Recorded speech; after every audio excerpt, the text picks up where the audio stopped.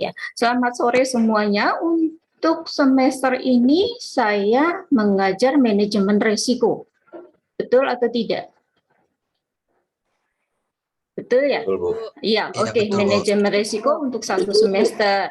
Nah, saya akan menerangkan dulu untuk silabinya atau untuk peraturan yang memang ada di manajemen risiko. Ya, tidak beda jauh sih ya dengan yang lainnya.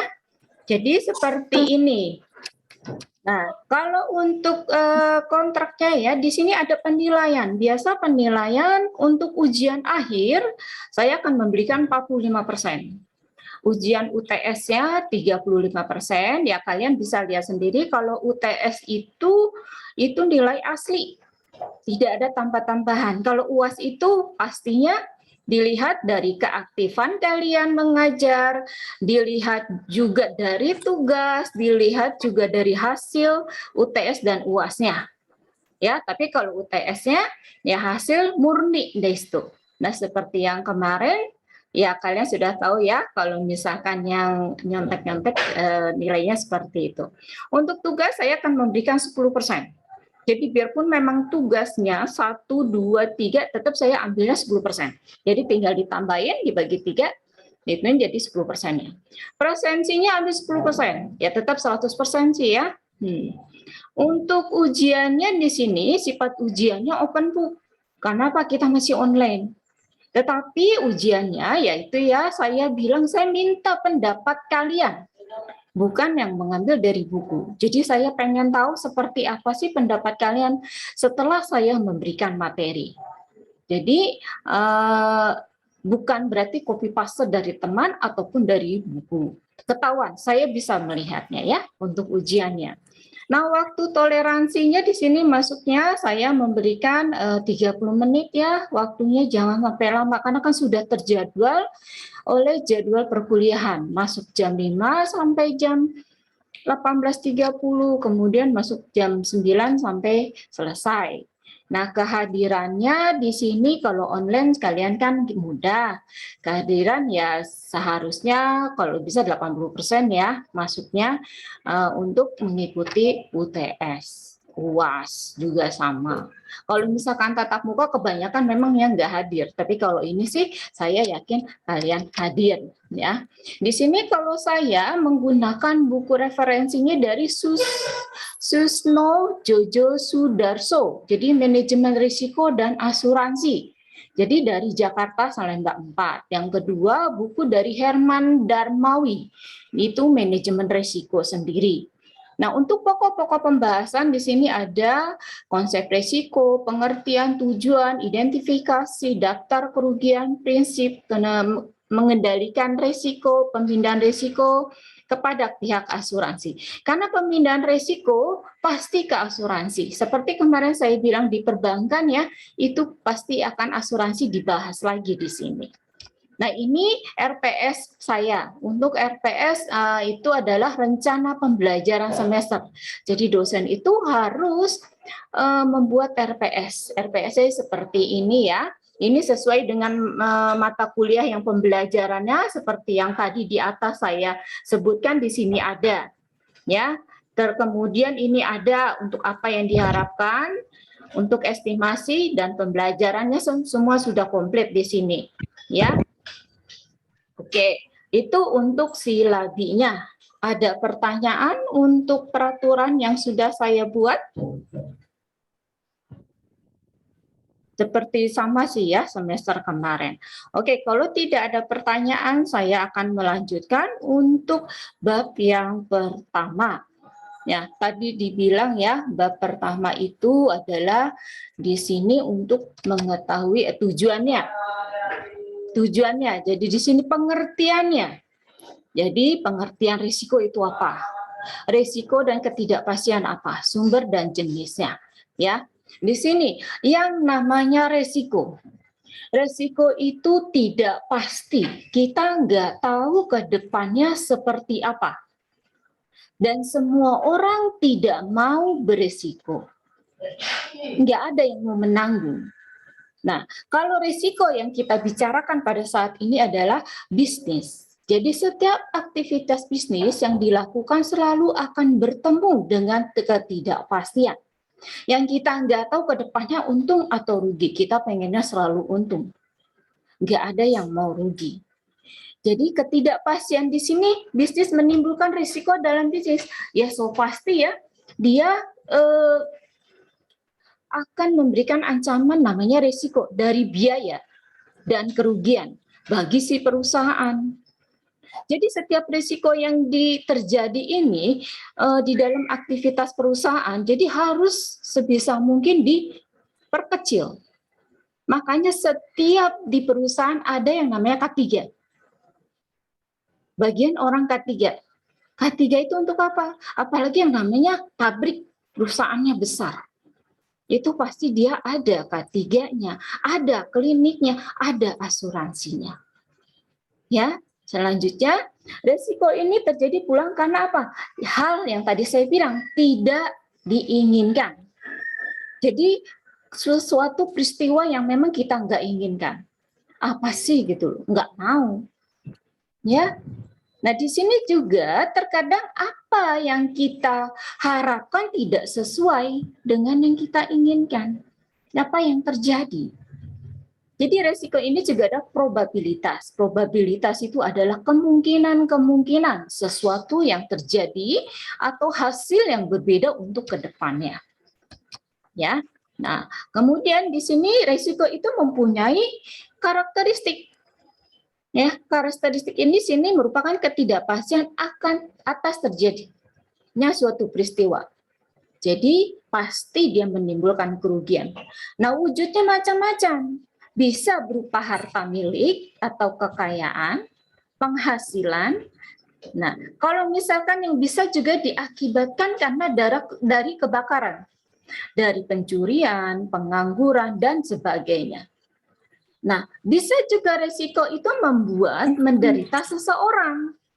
Misalnya sakit, cacat, itu karena dari kecelakaan.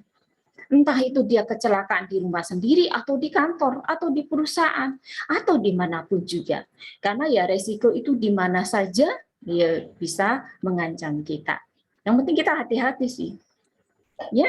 Nah, bisa juga dia resiko dari berupa tanggung jawab hukum. Jadi perbuatan atau peristiwa yang mungkin juga merugikan orang lain. Di sini juga bisa kerugian dari keadaan pasar di dalam perekonomian. Nah, untuk resikonya apa? Ya perubahan harga, perubahan selera konsumen, dan sebagainya. Nanti dijelaskan satu-satu. Ya, ketidakpastian di sini pasti akan menimbulkan risiko. Jadi mengakibatkan kita ragu-ragu. Ya, kemungkinan untuk meramalkan di masa di depan. Jika masih ada yang belum mengerti, bisa langsung ditanyakan ya. Jadi biar nanti nggak kelewat jauh sekalian gitu. Nah, di sini selanjutnya secara garis besar ketidakpastian dapat diklasifikasikan. Ada tadi ya dibilang ketidakpastian ekonomi. Jadi kejadian-kejadian yang memang dia timbul dari kondisi, dari perilaku dari si ekonomi itu. Ya tadi sudah dibilang perilaku sikap konsumen. Karena kalau kita orang Indonesia itu kan berbeda-beda. Apalagi sekarang selalu diviralkan mensos. Ya, sikap itu sikap konsumen. Perubahan selera konsumen kita kan tren-trenan. Sekarang lagi tren apa nih? Perubahan harga, fluktuasi harga. Perubahan teknologi yang selalu semakin canggih. Kalau kita sendiri tidak mengikuti untuk perubahan teknologi, kita akan ketinggalan zaman. Ataupun penemuan baru dan sebagainya, itu ketidakpastian ekonomi. Maksudnya sekarang A, besok bisa berubah B. Ya, jadi bisa si perusahaan itu akan merugi dari hal segi biaya, keuangan, dan lain-lain. Nah, yang kedua, ketidakpastian alam. Kalau ketidakpastian alam berarti ini kita nggak bisa mencegah. Bisa mengurangi, tetapi tidak bisa mencegah. Nah, disebabkan oleh alam di sini badai, banjir, gempa bumi, kebakaran, dan sebagainya. Nah, kejadian-kejadian ini bisa nggak kita tahan? Badai, jangan deh besok aja datangnya, jangan sekarang, saya belum siap. Bisa nggak? Nggak bisa. Banjir juga air. Air, kita bisa nggak menahan air besok aja deh, saya belum perbaikin selokannya atau kalinya. Kita nggak bisa. Kita hanya antisipasi. Seperti kalau misalkan kayak banjir di Cisadane. Paling kita hanya bisa dari Bogor dapat laporan. Waktu dulu tempat saya lama bekerja, itu kan memang pas di pinggir kali. Jadi kalau memang ada kiriman dari Bogor, air itu, ditelepon kita dari perusahaan. Pak, Ibu siap ya, di Bogor sudah sekian ukurannya. Dan di kali itu kalian bisa tahu kan ada meteran yang merah, kuning, biru ya. Apa itu tuh? Pokoknya ada meteran air. Jadi kalau misalkan memang airnya lagi tinggi, lapor ke kami. Terus biar kita siapkan apa, pompa. Biar jangan meluap. Biarpun memang waktu itu sekalinya kita kecolongan, kita sudah dikasih tahu, dikabarin, ternyata airnya langsung banyak. Jadi tembok penahan yang memang ada di pabrik itu tidak kuat. Langsung ambruk ke dalam. Semua masuk air ke mesin, ke pabrik. Apalagi kan pabriknya pasti pinggir kali. Jadi otomatis semuanya, Mas. Untungnya perusahaan tempat saya bekerja itu mengasuransikan. Mengasuransikan dari spare part, sumber daya manusianya, orangnya, karyawannya, dan dari bangunannya. Jadi semua sekecil apapun sampai ke produk-produknya, dia asuransikan. Yaitu resiko, salah satu resiko. Jadi mengasuransikan kami sebagian diliburkan, sebagiannya lagi masuk yang memang terpilih untuk membersihkan. Karena yang masuk apa? Lumpur semua masuk ke mesin. Produk-produk yang memang mungkin sudah tidak layak pakai, yang memang mau dibuang, kayak aji mumpung untuk ini diasuransikan gitu loh. Semua dikeluarin, dicatat. Karena memang dari pihak asuransi nanti akan mengecek apa sih yang memang terjadi di situ, apa yang rusak, apa yang harus kami ganti. Jadi dari produknya itu berupa kertas, di list semuanya, berapa gudang itu, diganti. Spare part-nya yang ada di gudang, kerendam air, pekaratan, di list, diganti sama pihak asuransi. Sampai mesinnya juga diberikan waktu selama 3 bulan untuk pelaporan. Jika dalam 3 bulan, mesin kan kita nggak tahu, ada yang langsung mati, ada yang beroperasional dulu baru mati, diberikan waktu 3 bulan. Jadi kalau misalkan sebelum 3 bulan itu rusak, hanya karena akibat dari banjir, kita tinggal lapor aja. Asuransi, mesin saya ini rusak gara-gara banjir. Diganti sama asuransi. Tetapi semakin besar, semakin banyak yang kita asuransikan, ya semakin besar juga biaya yang kita keluarkan. Sampai setiap bagian, setiap karyawan mendapatkan fee. Jadi kalau yang membersihkan itu mendapatkan fee, dapat makan siang, dapat uang cash, makan di luar barang-barang gratis. Karena apa? Asuransinya sangat besar dari perusahaan itu sendiri memberikan ke karyawannya plus dengan gaji lain lagi. Karena apa? Bantu membersihkan. Tinggal pihak asuransinya nanti pas pada saat datang dia mau pengecekan, kita kasih list barang-barangnya. Biar dia cek langsung sendiri. Saya lihat sih dia ngecek langsung sendiri, ya. Jadi itu banjir yang nggak bisa kita hindari. Gempa bumi, seperti sekarang dilihat deh di mal-mal ada titik poin di luar.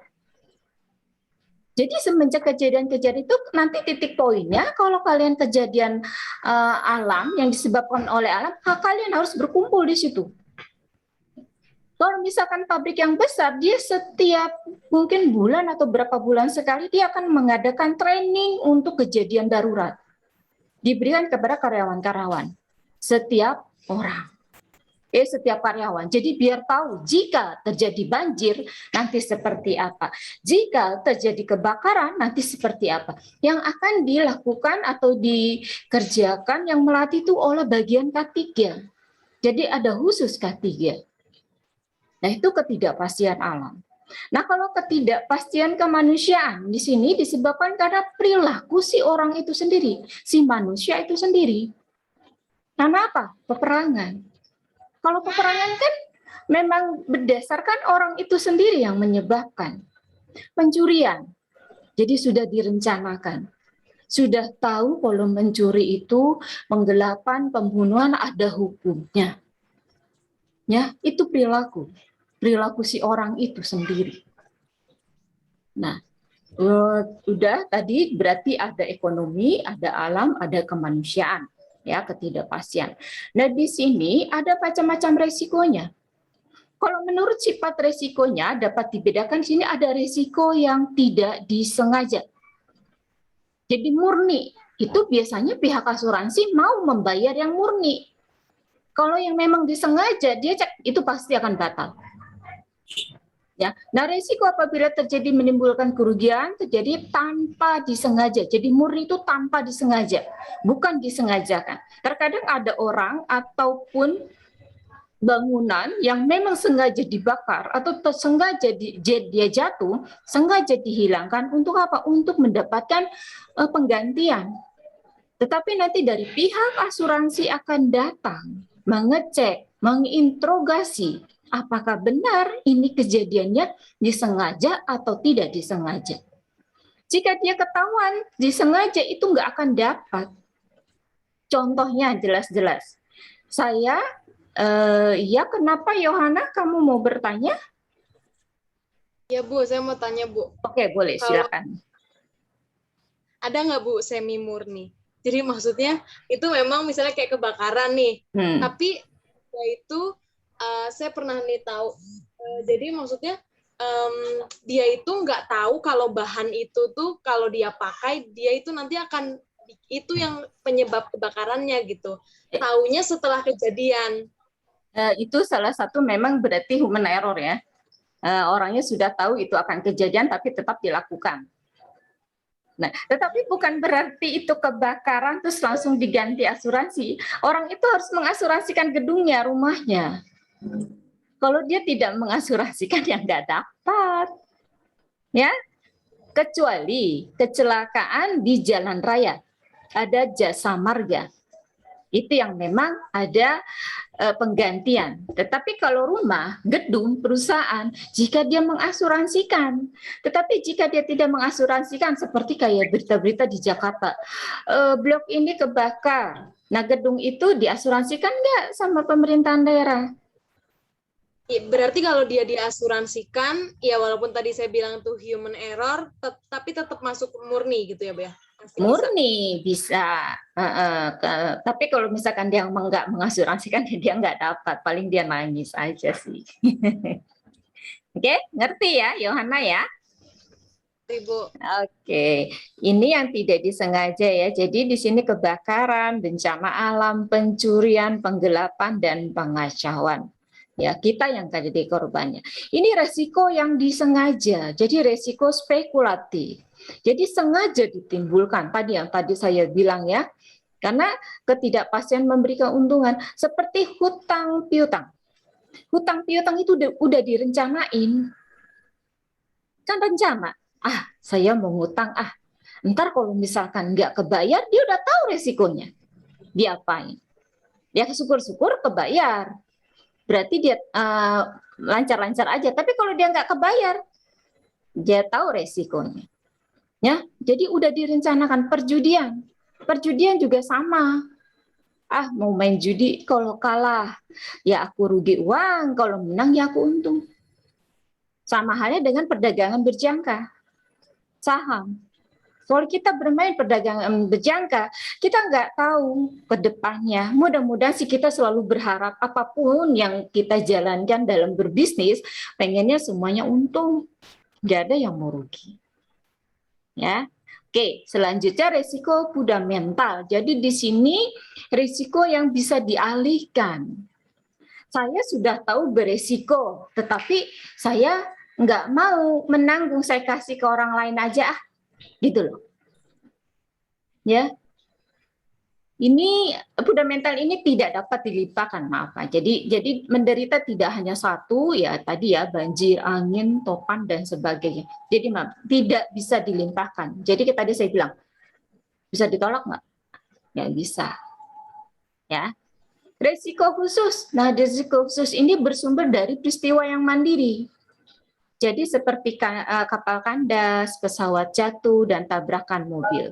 Kalau kapal kandas dan pesawat jatuh, Feni ya, Feni tolong di unmute Feni. Ya. Bentar ya Bu. Kalau kapal kandas dan pesawat, apalagi pesawat contohnya deh. Kalau pesawat, kalau kejadian kecelakaan yang dicari apa nomor satunya? Black box. Iya, betul. Karena black box itu adalah komunikasi antara si pilot dengan si menara. Jadi pas pada saat itu kan mereka disuruh berikan keterangan, misalkan pas pada kita kena hujan aja, kena petir aja kan melapor. Apalagi kejadian kita mau jatuh. Jadi itu black box itu yang dicari, itulah. Jadi biar tahu pesawatnya itu kenapa. Tabrakan mobil sekarang di mana-mana sudah ada CCTV. Jadi mudah apalagi jangan CCTV deh ya, tabrakan, kesenggol atau apa. Sekarang semuanya update status. Langsung link. Udah ketahuan tuh. Ya. Nah, terus risiko dinamis, risiko yang timbul karena perkembangan dan kemajuan masyarakat. Nah, ini di bidang ekonomi pastinya ya, teknologi. Contohnya ya, teknologi itu jalan tol, pom bensin. Dulu masih menggunakan SDM, sekarang sudah pakai e-tol, kartu. Pom bensin, masih ada beberapa sih yang masih menggunakan sumber daya manusia, tetapi ada yang memang harus kita bayarnya di operatornya, kita isi sendiri. Itu kan udah mulai perubahan-perubahan. Kalau bisa sekarang aja semua apa sih yang nggak pakai aplikasi? Semua menggunakan aplikasi, jadi nggak ada jarang yang uang cash. Untuk mereka memiliki debit berbagai macam bank, siapa ya? Jadi tolong di unmute.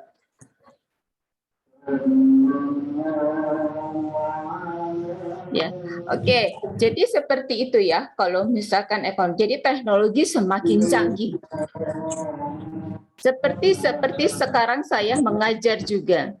Mengajar sudah menggunakan Zoom, ada Google Meet dan lain-lain. Ya. Terus juga resiko keusangan. Jadi yang barang lama sudah diganti ke barang baru. Risiko di luar angkasa, risiko statis itu seperti hari tua dan kematian. Maaf, itu siapa ya? Tidak. Oke, saya unmute saja ya. Nah, selanjutnya, dapat tidaknya resiko dialihkan kepada pihak lain. Jadi di sini resiko yang dialihkan ya kita alihkan ke pihak asuransi. Tetapi jika tidak kita bisa alihkan, kita akan menanggung sendiri. Karena asuransi itu hanya yang tertentu saja. Misalkan di perusahaan, di pabrik karyawannya banyak. Dia selalu menyediakan setiap bagian kotak K3. Yang ada kriterianya kalau tidak salah 10 sampai 12 item harus ada di dalam. Seperti lecet-lecet, kena pisau sedikit. Itu masih bisa menggunakan kotak K3. Jadi dia tidak dimasukkan ke kategori untuk asuransi. Jadi asuransi yang memang mengeluarkan biayanya lebih besar lah ya. Jadi kalau misalkan masih kecil-kecil ya ditanggunglah masih perusahaan itu. Ya perusahaan itu harus menyediakan kotak K3. Safety dari helm, airplug, kacamata, safety shoes, rompi, itu macam-macam. Kacamata, yang masker untuk di QC. Karena setiap bagian dia menggunakan safety yang memang berbeda-beda tergantung tempatnya, basah, kering, apakah menyangkut bahan kimia, untuk kebisingan pakai air plug, macam-macam. Pelampung untuk yang di air. Karena saya berikan contoh yaitu ya, saya sudah bekerja di 15 tahun di pabrik itu, jadi tahu bagian ini butuhnya safety apa. Bagian ini kecelakaannya kira-kira apa ya? Gitu. Ya, jadi tapi terkadang juga si si karyawannya ini sendiri memang nggak mau menggunakan. Dia menggunakannya hanya pada saat jam kerja kantor. Jadi ada orang kantor aja dia pakai. Jadi kalau nggak ada orang kantor, emang sih nggak enak pakai safety itu, panas, berat. Kita pakai masker itu nggak bisa napas ya, kita pakai masker kain aja udah ngap. Apalagi kalau pakai masker bahan kimia. Memang efeknya sekarang enggak, tapi nanti kemudian efeknya untuk bahan kimia itu 10 sampai 15 tahun kemudian setelah kita keluar kerja. Biasanya seperti itu. Waktu pada saat kerja sih perusahaan tidak menanggung, enak-enak aja karena kita nggak ngefek, tapi setelah kita keluar baru kita nanti kerasa. Septisus itu berat sekali, nggak enak, kaki panas. Ya, jadi septi itu berbagai macam ya. Jadi memang udah disiapin si perusahaan. Tapi kalau jika terjadi kecelakaan oleh si karyawan, dilihat lagi, diinterogasi lagi. Biasanya sih di tempat mama saya itu diinterogasi kembali siapa yang salah. Jika karyawannya yang salah, karyawannya malah disuruh ganti. Tetapi jika memang mesinnya yang mungkin lagi tidak baik, ataupun memang cuacanya, ataupun tempatnya, mungkin itu masih bisa dipertimbangkan.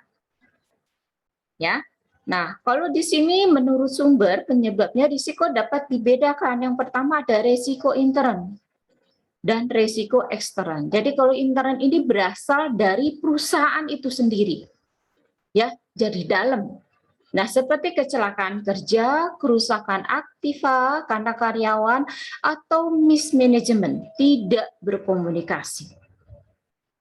Ya, jadi dari dalam sendiri intern. Tapi kalau eksternal itu dari luar.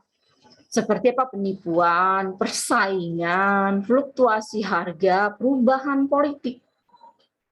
Perubahan politik biarpun memang kita sudah biasa seperti itu ya, kalau perubahan politik seperti ya pejabat kita, petinggi kita digantinya oleh siapa nih sekarang? Yang pegang sekarang siapa? Dan akan diganti oleh siapa? Maksudnya nanti setiap orang itu, setiap petinggi punya peraturan yang baru. Nanti udah enak-enak kita jalin, tiba-tiba yang tinggi tuh ganti. Bisa berubah itu. Ya kalian sudah tahu lah seperti apa, karena setiap misalkan kita ganti bupati atau wali kota itu pasti akan berubah karena mereka masing-masing memiliki visi dan misi yang memang mereka ingin capai. Ya, ada yang mau bertanya sampai di sini? Ada yang mau bertanya? Cukup mengerti ya? Kalau cukup mengerti saya lanjut. Ya, berarti ini 17 jam 6. Kita sampai jam berapa? 6:30 ya? Halo? Iya, Bu. Jadwalnya nyampe jam 7, Ibu. Oh, sampai jam 7? Oh ya, sudah. Oke, saya sih oke-oke aja. Ya. Ada yang mau bertanya nggak sampai sini? Bu, boleh bertanya? Boleh, silakan, Pak. Maaf agak keluar konteks ya, Bu.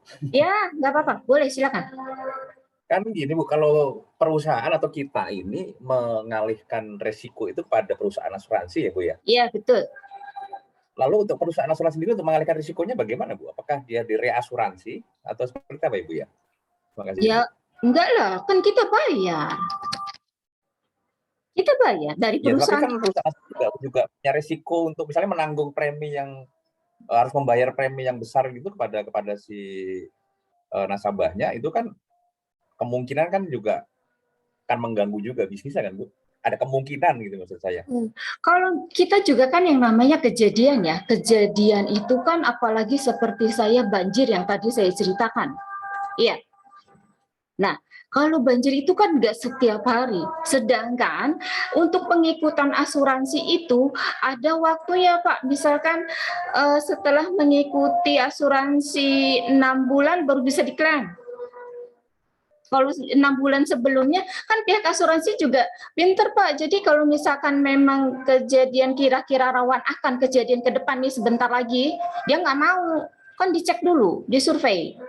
Jadi contohnya seperti saya sendiri, saya pernah Bapak itu mengikuti saya asuransi, saya kurang tahu asuransi sudah lupa. Dia untuk mengikuti saya, Bapak dan anak-anak. Diceknya di rumah sakit di Motherland. Waktu itu ada pengecekan check up dari atas sampai bawah. Bapak lolos, tapi saya tidak lolos, Pak. Kenapa? Saya baru melahirkan sesar. Belum ada 3 bulan mungkin. Ditanya-tanya, nah, dia tidak meloloskan saya. Ternyata katanya takutnya saya sebentar lagi masuk rumah sakit. Jadi dia ngeklaim gitu loh, Pak. Ya, saya berpikir ya saya sehat sih, karena saya masih ditanggung sama, ya masih ada lah, kita baik-baik aja saya gitu. Alasannya cuma gitu, karena saya setelah sesar takutnya ibu ini kenapa-kenapa, jadi nggak dilolosin. Buktinya sampai sekarang saya lolos. Ya, dan itu yang namanya asuransi, yaitu kejadian itu yang seperti tempat lama saya bekerja itu enggak setiap tahun, tidak setiap 2 tahun, 3 tahun, 5 tahun, belum tentu. Tetapi kan si perusahaan sudah membayar terus, Pak. Jadi dia kayak apa ya? Kan pembayarannya bukan dari perusahaan kita juga. Jadi saling membantu pas pada saat dia memang mengikuti asuransi.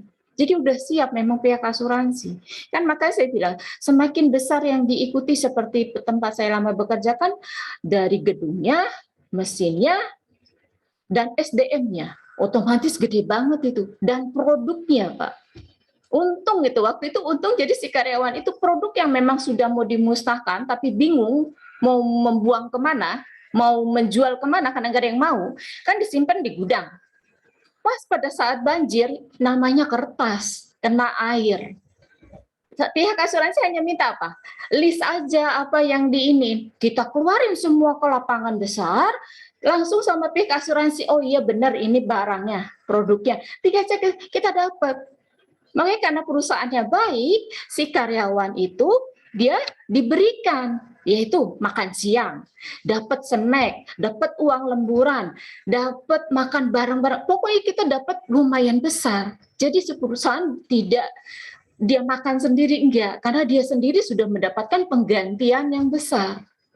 Dan proses untuk penggantian mesin-mesin dan barang-barang yang baru yang memang kita udah mau buang, dilisin semua. Jadi kayak haji mumpung, Pak, kalau orang Indonesia ya, haji mumpung dia ada asuransi, ayo kita lisin. Benar. Jadi saya bilang, waduh, karena saya juga ngelisin kan barang banyak, ini kan udah rusak, biarin, list aja, kata dia gitu. Terus ada yang rusak, ini kan memang motornya udah rusak, biarin, list aja, diganti. Gimana perusahaan nggak untung coba? Ya, jadi si perusahaan itu membayar memang setiap bulannya, so pasti dengan nominal yang sangat besar. Perusahaan asuransi juga so pasti sudah memperhitungkan untuk itunya. Dia tidak akan rugi. Kalau dia tahu rugi, dia tidak akan memberikan asuransinya kepada kita. Sebelumnya kan kalau misalkan kita mau ikut asuransi kan dilihat dulu, Pak. Jadi bagaimana, apakah ini beresiko termasuk sedang, rendah, tinggi, nah, itu ada listnya. Jadi kita mengajukan pihak asuransi, saya mau mengasuransikan yang ini nih. Bagaimana? Kan dicek dulu. Ya, biasanya perusahaan tidak rugi lah, Pak ya. Pasti untung. Nggak mungkin dia rugi. Ya, cukup, Pak? Cukup, Bu. Terima kasih, Bu. Oke, ya. Mungkin di tempat Bapak bagaimana? Boleh diceritakan untuk asuransi apa aja yang memang disiapkan? So pasti untuk karyawan sih ya. Ada ya selain BPJS? Asuransinya ada asuransi kesehatan, ada asuransi kecelakaan, Bu, kapal, kemudian muatan kapal. Ya, betul. Berarti bagus. Kantor, aset-aset semua diasuransi. Kapal Bapak di belakang itu? Betul, Bu. Kapal apa itu, Pak? Kapal apa itu, Pak? Kapal LNG, Bu. LNG, Bu. Oh, LNG. Kalau Liquefied natural gas. teman saya itu punya kapalnya kapal Roro katanya. Oh, roll off. Roro itu dia teman saya, teman kuliah. Jadi masih ada, dia sudah tua sih, udah umur 65 mungkin ya, dia masih kuliah, masih semangat kuliahnya. Ya, dia memang yang punya. Terus siapa lagi selain Pak Darsono yang mau bertanya lagi? Kalian mengerti atau tidak? Jangan diam aja. Makanya saya bilang, iya, kenapa? Siapa tadi? Ya boleh, silakan Muhammad Firman. Ya, Bu, itu kalau asuransi bagi perusahaan sifatnya wajib atau enggak, Bu? Kalau untuk kesehatan wajib, apalagi BPJS kesehatan dan BPJS ketenagakerjaan itu harusnya wajib. Tetapi BPJS ketenagakerjaan gajinya harus UMR baru bisa ikut. Kalau enggak dia ya enggak ini, nanti ketahuan perusahaannya ini, enggak boleh. Wajib dong.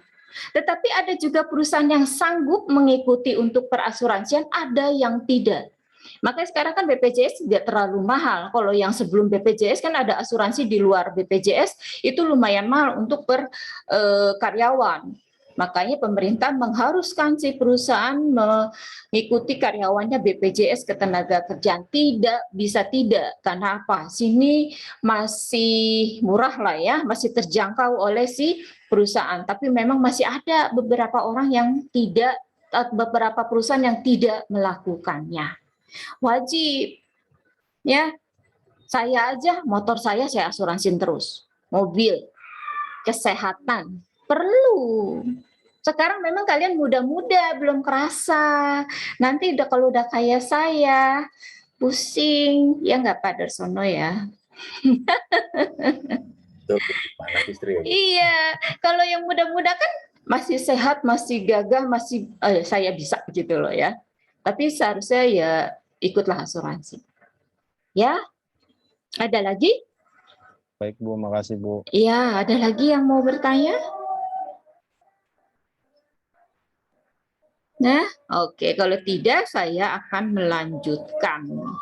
Tadi recordingnya udah selesai. Recordingnya hanya 30 menit. Oke, di sini ada upaya penanggulangan resikonya. Jadi kita udah tahu beresiko, jadi kita cegah. Jadi istilahnya, udah tahu tuh di depan jalan becek, ada lubang, jangan diikuti jalan ke depan.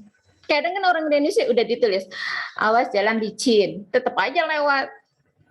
Nah, terus kayak di pabrik-pabrik, apalagi ini kayak di tempat Pak Darsono tuh di kapal, warning, awas panas, awas ini. Jadi udah ada larangan-larangan ya. Jadi untuk pokoknya jangan sampai apa ya namanya ya. Pokoknya kalau Indonesia tuh orang kadang bandel, udah tahu dilarang tapi dia jalan gitu ya. Nah, kan Bu dibuat peraturan kan buat dilanggar Bu. Kalau nggak dilanggar kan nggak seru Bu. Ada yang bilang kayak gitu. Jangan kayak gitulah ya. Jadi kalau kita udah tahu beresiko ya kita pencegahan. Jadi penanggulangannya bagaimana si kejadian itu, resiko itu tidak menimbulkan kerugian. Apalagi yang namanya perusahaan. Kerugiannya kan pasti duit orang, dia nggak mau lah ya. Terus yaitu tadi saya bilang, jika memang bisa ditanggung sendiri oleh si perusahaan, ya kita retensi. Ya, karena apa? Retensi itu juga untuk mencegah untuk operasional. Apalagi kayak kita ya, saya ceritakan lagi, kalau misalkan ada kecelakaan langsung berkerumun. Jadi kerjaan ditinggal. Ada apa? Padahal mah cuman kegenjat sedikit. Nah, aku nganterin dia ke sini padahal masih bisa jalan. Alasan ada aja.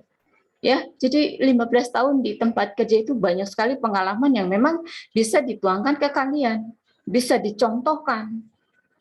Ya, dulu untung aja nggak ada viral sosmed. Kalau ada namanya di pabrik produksi karyawannya 1.500, enak ya, pasti dia langsung banyak ininya.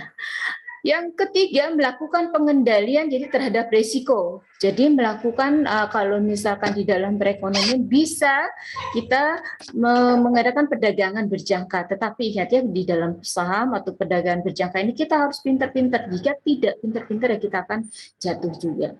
Atau ya tadi ya mengalihkan atau memindahkan ke pihak asuransi. Kalau udah tahu kita beresiko tinggi, ya udah alihkan aja ke pihak asuransi.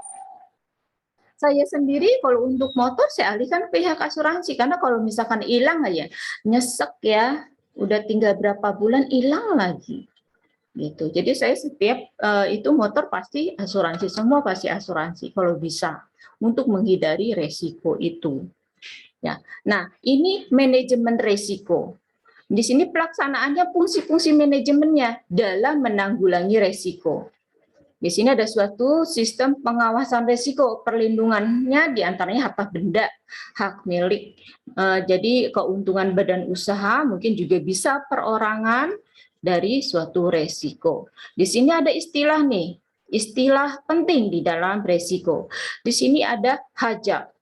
Hajat itu adalah bahaya. Jadi keadaan bahaya yang dapat memperbesar kemungkinan terjadinya peristiwa.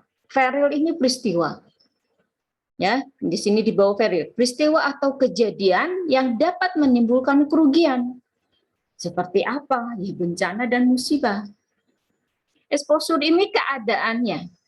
Hajat ini keadaan bahaya, peril peristiwa, exposure ini keadaannya atau objeknya yang mengandung kemungkinan terkena peristiwa. Nah, kemungkinan atau probabilitas, jadi kalau kita memang sudah tahu ke depan resikonya, kita bisa menghitung dengan probabilitas. Jadi perkirakan untuk ke depannya kita tidak terlalu besar untuk menanggung resiko itu. Ya, ini ada physical hajat, moral hajat, moral hajat. Jadi ini keadaan dan kondisi yang memperbesar. Di sini keadaan dan kondisi seseorang. Ya, jadi ini ada pengertiannya nanti kalian baca lah ya gitu. Jadi kalau di atas tuh contohnya tuh jalan licin. Yang kedua contohnya pelupa. Ya, kalau yang di sini keadaan seseorang ini ya, jadi mungkin berkaitan dengan perasaan hati ya, seperti Muhammad Firman ini perasaan hatinya ditolak sama cewek. Yang moral hajat ya Firman ya, sudah ditolak cewek belum?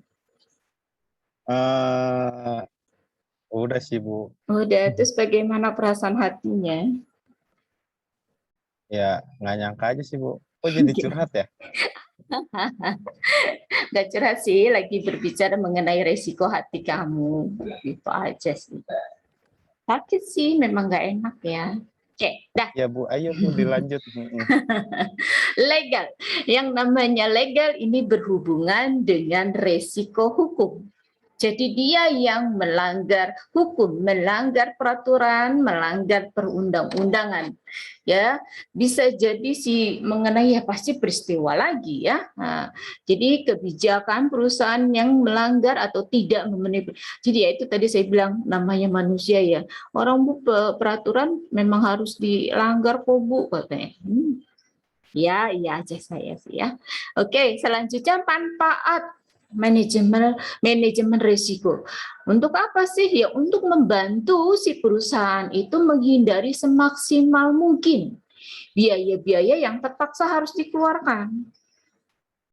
Selanjutnya lagi membantu manajemen untuk memutuskan apakah risiko di perusahaan harus diambil atau dihindari. Kalau sudah tahu. Nah, yang selanjutnya lagi penafsiran risikonya dilakukan secara akurat. Jadi nanti ada ya, ada itunya. Jadi keuntungannya untuk perusahaan apa sih? Itu manfaatnya. Nah ini resiko.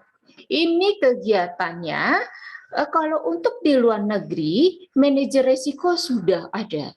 Tetapi kalau untuk di Indonesia belum ada. Biasanya manajer resiko itu ditanggung oleh kepala bagian masing-masing. Yang bertanggung jawab si kepala bagian itu. Biasa sih kalau tempat dulu saya bekerja itu, kenapa saya contohkan ya karena real ya, sudah nyata dan memang saya sudah meneliti bertanya dengan mahasiswa semua hampir 80% sama.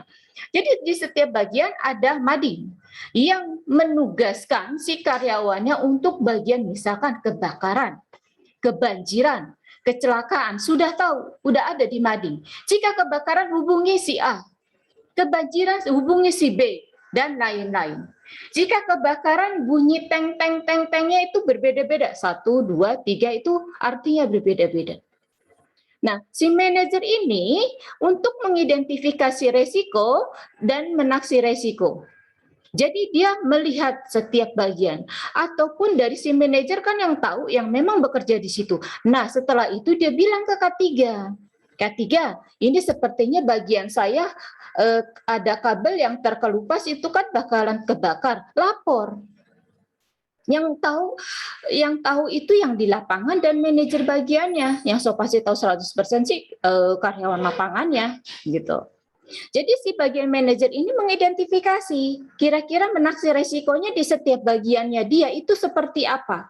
Di checklist lah. Dan dirinci lah. Karena banyak. Bisa berhubungan dengan listrik, bisa berhubungan dengan licin. Oh ini licin nih, kayaknya harus dikasih keset yang memang anti air. Itu bukan kepleset itu bukan hal yang gampang, yang mudah. Gampang itu, mudah itu nggak akan kenapa salah. Kalau orangnya lagi sakit jantungan bisa juga ya. Ya, jadi si manajer ini mengidentifikasi dan menaksi resiko. Setelah itu dia memonitor. Kalau misalkan tadi dia sudah melapor ke K3 mengenai kabel yang terkelupas, dilihat dikerjakan tidak oleh K3, dikerjakan oleh yang ahlinya atau bagian maintenance, engineering. Diperhatikan, dimonitor. Setelah dimonitor, dia memberikan prosedur atau warning, tetapilah kebijakan. Seperti menggunakan mesin A, harus pakai safety, harus ini, harus ini. Jadi setelah memonitor, oke, buat kebijakan, buat prosedur. Harus seperti apa di ruangan itu. Setelah itu, laksanakan kebijakan, jangan dibuat aja. Kadang sudah dibuat aja, tapi tidak dilakukan, tidak dicek-cek aja. Yang penting pas pada saat audit, udah ada kok kebijakannya. Tapi dilakukan tidak. Itu. Setelah menetapkan kebijakan, dia laksanakan kebijakan itu dan mengatur resiko. Jika memang sudah mengatur dan melaksanakan, perkenalkan dan uji kepada karyawan. Jadi karyawan itu udah tahu resiko di bagiannya seperti ini. Seperti yaitu pelatihan kebakaran, kebanjiran, dan lain-lain. Biasanya K3 yang memberikan, kalau memang perlu K3 turun. Jika tidak, bisa dilakukan oleh kepala bagiannya masing-masing. Ya, itu langkah-langkah manajemen risiko. Ada yang mau bertanya di tabel ini? Bu, bertanya. Ya, boleh. Ini Yohana doang sama Pak Darsono sama Firman. Jadi kita kuliah cuma berempat, yang lain nggak kuliah. Ya, silakan Yohana. Bu, jadi kalau yang saya lihat, benar nggak ya gini, manajemen resiko ini, jadi tiap perusahaan itu dia bukan berdasarkan resiko-resiko perusahaan lain, tapi dia ada atau diperkenalkan itu setelah kejadian itu terjadi gitu ya Bu maksudnya? Oh tidak, kalau bisa sebelum terjadi kita sudah siap. Kan kita sudah tahu. Kira-kira kan iya, kita sudah buat peraturan sih memang seperti itu. Tetapi kadang orang Indonesia mengabaikan. Ada juga kejadian dulu baru buat kebijakan. Kenapa? Belum terjadi. Jadi orang Indonesia itu menunggu kejadian baru dilakukan. Monitor, baru buat kejadian. Tapi orang Indonesia masih untung. Selalu bilang, untung cuma kepleset. Untung cuman ini. Jadi dia menganggap sepele. seharusnya sebelum kejadian sudah dilakukan. Makanya itu kegiatan yang dilakukan oleh si manajer. Dia mengidentifikasi bagiannya, identifikasi karyawannya, alat-alatnya. Dia harus tahu seperti apa jika terjadi sesuatu oleh bangunannya, oleh SDM-nya, mesinnya. Jadi sebelum terjadi sudah dibuat prosedurnya, sudah dibuat aturan kebijakannya. Nah, setelah kejadian nanti akan diperbaiki. Ternyata prosedur saya kayaknya harus diperbaiki karena kejadiannya sudah begini nih, ya. Ya diperbaiki terus, diperbaiki. Ya. Jadi bukan berarti kejadian itu terus ditanganin besok begitu lagi. Tidak ada perbaikan yang lebih baik. Harus ada lebih baik, jadi lebih simpel, enggak orang hal yang gampang kok disusah-susahkan gitu loh istilahnya. Ya, Yohana mengerti? Iya Bu, iya ya. Okay. Jadi mengidentifikasi ini, jadi dilihat dulu keseluruhannya apa-apa aja yang ada dalam perusahaan itu risikonya gitu ya Bu ya? Betul, jadi dilihat dulu, makanya keliling dulu nih bagiannya si manajer. Kayaknya ini licin loh, karena apa banyak air, jadi harus menggunakan safety shoes yang air itu safety boot namanya, ya, jadi yang dari plastik. Tapi kalau yang kering safety shoes, dilihat dulu bagiannya. Oh, yang ini harus menggunakan sarung tangan. Oh, yang ini harus pakai air plug, karena apa? Dia diberisik di mesin, diproduksi. Dia harus pakai masker karena apa? Dia di QC, di bahan-bahan kimia. Jadi harus ada sarung tangan plastik, kacamata lab, maskernya lab. Nah, itu jadi dilihat dari setiap bagiannya. Makanya atasan yang baik pasti melindungi karyawannya agar lebih baik dan bisa terjamin. Ya, nama kita kan sesama pegawai. Ya. Mengerti, Yohana? Iya, Bu. Oke, lanjut lagi. Siapa? Ingin mengomentari aja sih Bu ini Bu. Boleh. Kalau Ini kan di sini kan manajer ini nggak ada manajer risikonya di sini Bu ya. kalau misalkan di kita nggak ada khusus Pak. Biasanya memang bagian si yang kepala bagiannya yang ada di situ. Karena kalau kita, jadi si risk owner-nya kemudian yang seperti biasa yang mengidentifikasi risikonya di bagian. Ya nggak utuh Jadi sih. mengidentifikasi, memantau juga Bu ya. Iya betul. Karena kalau kita kan orang Indonesia ya, untuk manajer risiko, namanya risiko, kita tidak mau setiap hari kejadian, rugi perusahaan. Ntar kalau khusus manajer risiko, kan kejadiannya nggak tahu itu sebulan sekali, 2 bulan sekali, dia nggak kerja apa-apa dong. Kalau orang Indonesia mana mau, kamu kok nggak kerja, makan gaji buta ya. Karena kan masih kan ada selain resiko fatality yang berhubungan dengan K3 kan ada resiko bisnis juga, misalnya perjanjian gitu kan. Kita menjalin B2B bisnis gitu. Iya. Kan dalam perjanjian itu kan ada risiko juga kan, itu kan juga ada. harus dimitigasi juga gitu kan. Ada. Nanti itu ada di belakang itu, nanti ada risiko. Jadi setiap bagian itu semua berisiko. Tidak ada kerjaan yang tidak berisiko. Ada. Nanti di belakang ada Pak ya. Ada lagi, ya itu makanya pada sana boleh memberikan pengalaman kepada teman-teman semuanya biar memang di lapangan. Kalau di tempat saya memang ada manajer risikonya Bu, ada manajer risikonya, ada manajemen risiko di tempat saya. Ada ya, bagus berarti.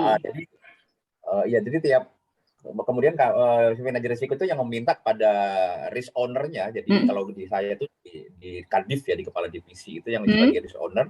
Kemudian mau lakukan brainstorming di masing-masing divisinya itu risikonya apa aja, kemudian yang memantau adalah nanti si manajer risiko itu Bu yang akan mengingatkan kita tribulan, laporan tribulan seperti itu. Berarti kayak EBITDA ya, EBITDA bulanan yang ketercapaian setiap bagian itu KPI. Ada MONEF kalau di BUMN gitu. Iya betul. Jadi ada ketercapaian. Jika sampai ada kecelakaan, si kepala bagian akan dipotong. Betul. Iya jam kerja.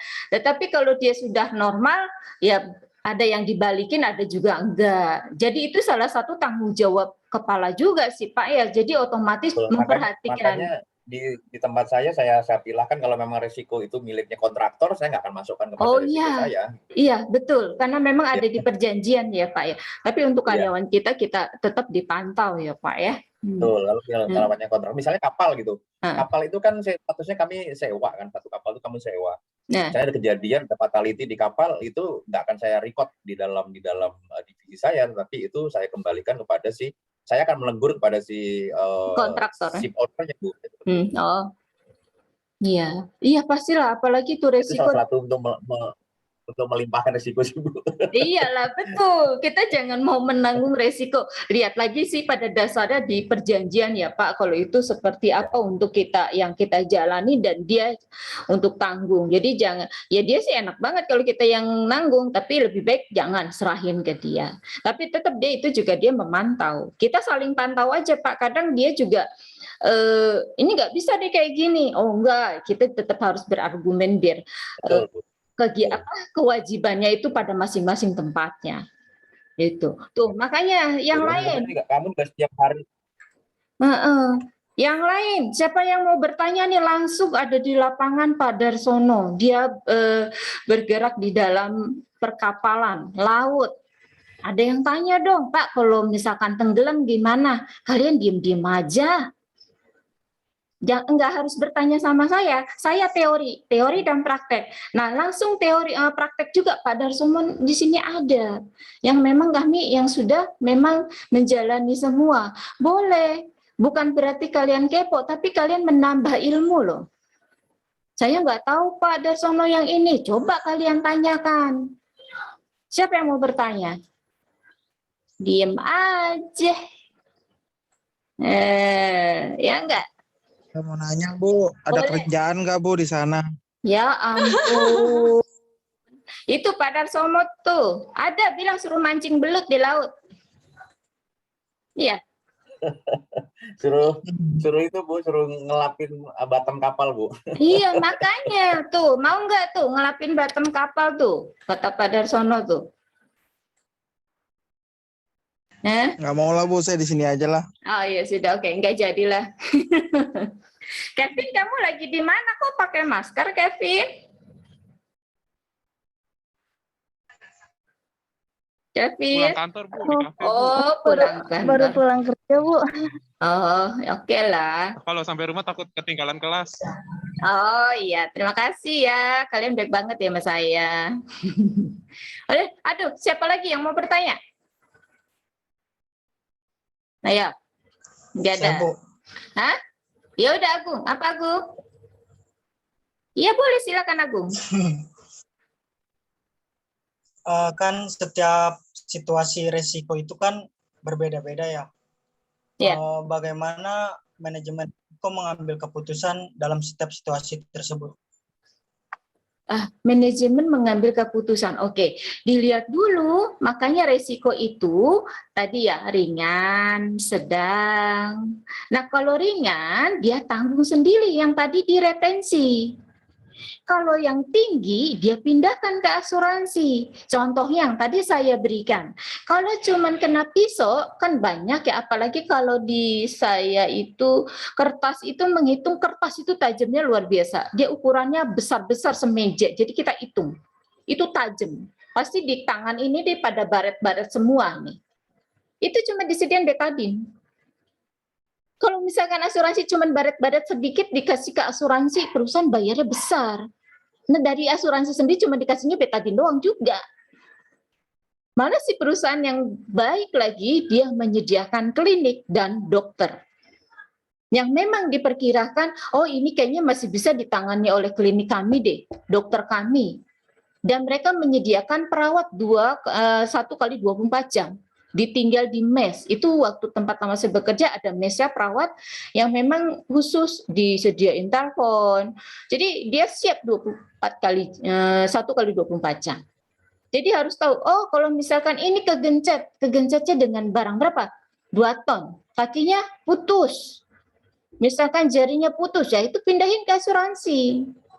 Tetapi perusahaan juga ada asuransi untuk memang kecelakaan di dalam, ada yang di luar. Kalau di luar berarti kecelakaan kerja misalkan di kendaraan bermotor. Tapi juga ada batas waktunya. sebelum dan sesudah 2 jam sebelum dan sesudah kerja.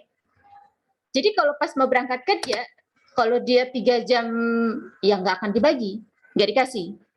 Terus pas jalan pulang udah 3 jam ya nggak akan diganti. Tetapi kecelakaan itu juga ada persyaratannya, harus lengkap, motornya, pajaknya hidup, ada SIM, ada kaca spion, lampunya nyala, itu dilihatin lagi. Kalau misalkan SIM-nya mati, minta diasuransi, kecelakaan nggak bisa. Karena apa? Nanti kan ada laporan asuransinya, SIM-nya mana Bu, Pak? Motornya kok spionnya nggak ada. Gitu. Jadi waktu tempat lama saya bekerja, per 3 bulan ada pengecekan motor dan mobil, surat-surat dan kelengkapan.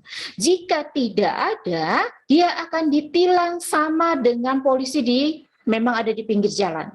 Dan akan dipotong gaji. Atau diberikan waktu selama 1 minggu untuk mengurus itu, mengganti itu. Dulu ada yang memang motornya juga yang kayak motor bebek, yang buat telinga sakit. Satpam langsung orang itu dengerin sendiri di kupingnya. Dulu baru saya kenyataan memang seperti itu, jadi dia memang langsung di telinganya itu. Nah besok disuruh ganti. Ya, jadi itu dilihat memang besar kecilnya si resiko yang ditanggung. Ya, mengerti? Siapa tadi yang nanya? Ya, Bu. Oke. Siapa lagi yang mau bertanya? Kita sampai... Saya. Ya, boleh silakan. Ibu gini kan, kalau di suatu perusahaan ada risiko Aduh, mati hidup suaranya. nih, terjadi apa sih, seperti kecelakaan tuh agak cacat kah? Oh, ya asuransi itu langsung datang ke ngecek secara langsung atau gimana Ibu? Kecelakaan nih ya, kalau kecelakaan. Contohnya ini cacat contohnya tangannya kepotong mesin gitu. Iya. Soalnya tadi suaramu hidup-hidup mati-mati. Kalau kecelakaan mesin, itu kan nanti ada interogasi, pasti dibawa ke rumah sakit dulu. Pasti diiniin lah, diobatin dulu. Tapi nanti akan diinterogasi, siapa yang salah? Si orangnya atau si mesinnya atau apanya?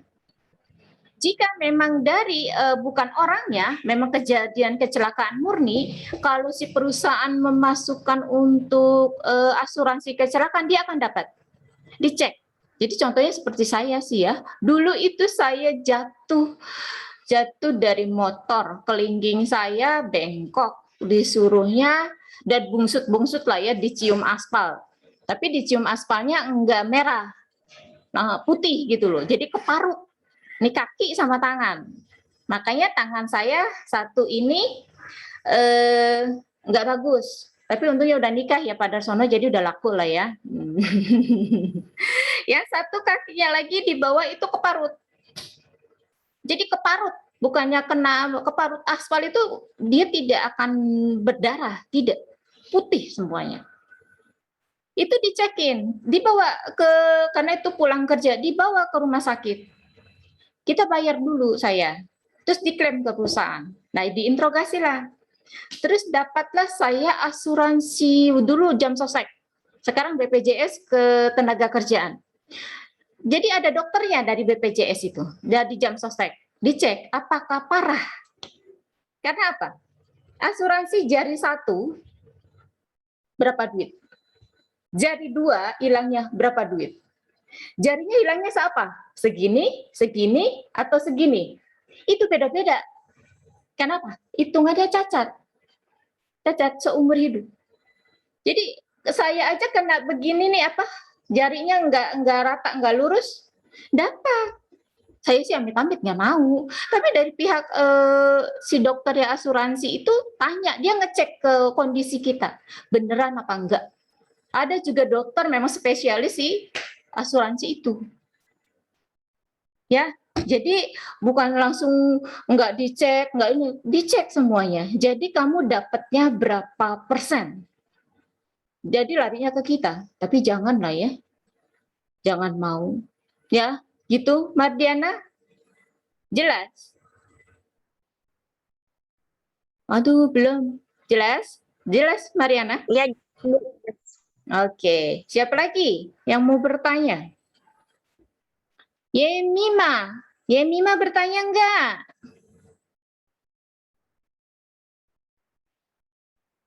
Mana Yemima? Belum ada, Bu. Belum ada. Nah, ini nih, yang di sini kerja di pabrik siapa? Mungkin bisa memberikan pengalaman kepada teman-temannya. Itu di pabrik yang karyawannya banyak, itu pasti resikonya banyak juga. Produksi soalnya juga ya. Itu. Iya, di kantor juga pasti ada resiko. Nggak mungkin di kantor saya nggak ada resiko. Resikonya apa? Ya bisa kesetrum, bisa kepleset, bisa segala macam. Jadi di tempat manapun kita berada, pasti ada resikonya. Terkadang kita tidak menyadari. Itu sih ya, pada dasarnya.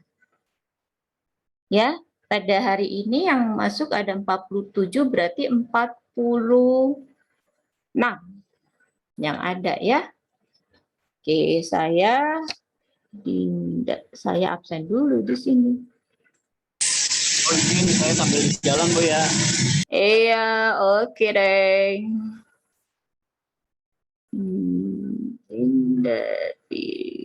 Terus siapa lagi yang sambil di jalan?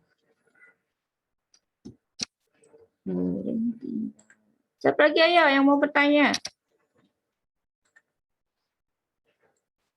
Sekarang laporannya harus screenshot, harus ada itunya apa? Recordingnya. Susah ya? Ya, selain itu, siapa tahu pasti ada yang mau bertanya, kok di tempat kerjanya punya sesuatu tetapi kamu belum mengerti, istilahnya gitu loh. Ada yang mau ditanyakan gitu.